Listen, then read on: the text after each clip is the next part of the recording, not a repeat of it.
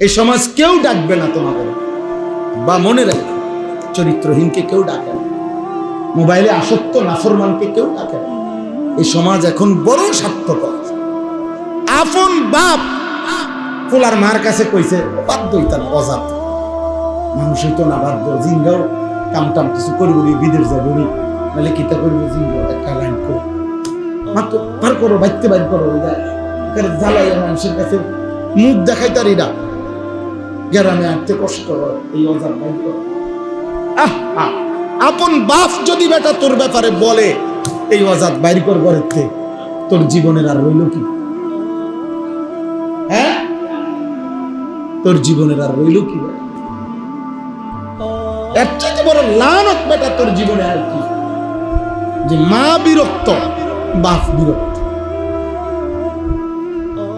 কত বাপ আমাদের কাছে জড়াইয়া ধরে কান্দে, হুজুর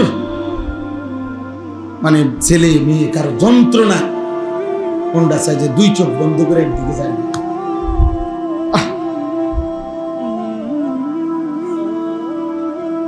আমি শক্ত মানুষ, আমি পরিবর্তন চাই, আমি সংশোধন চাই, আমি হাল ছেড়ে দিতে রাজি না।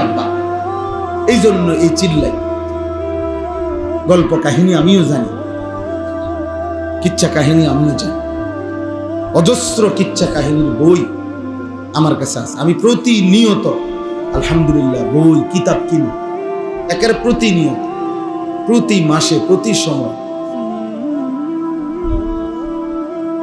গতকালকেও প্রায় ৩৮,০০০ টাকার কিতাব আনাইছে, এখনো কিতাবের অর্ডার দিছে, আনতে থাকি, করতে থাকি আলহামদুলিল্লাহ। এই জন্য কিচ্ছা কাহিনী আমরাও জানি, কিন্তু তোমাদের পরিবর্তন।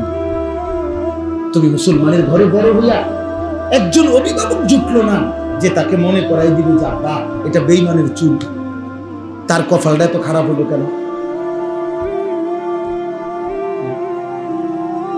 ৩৬৫ দিনে এই সন্তানের কপালে এমন একজন বাবা মা কেন জুটলো না যে তারে মনে করাই দিবে আব্বা ফজরের নামাজের ওয়াক্ত হয়েছে, ওঠ।